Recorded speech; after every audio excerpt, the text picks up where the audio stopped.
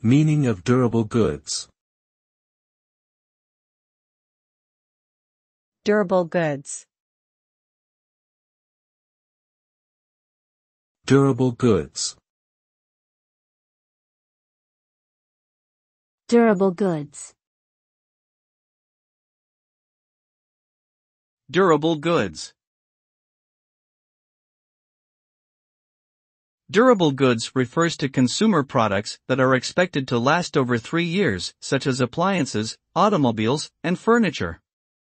These goods typically require a substantial investment and are designed to be used repeatedly over an extended period of time.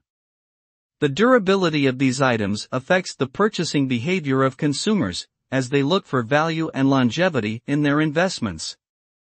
Durable goods are essential to a healthy economy, as they represent long-term investments in household and business infrastructure.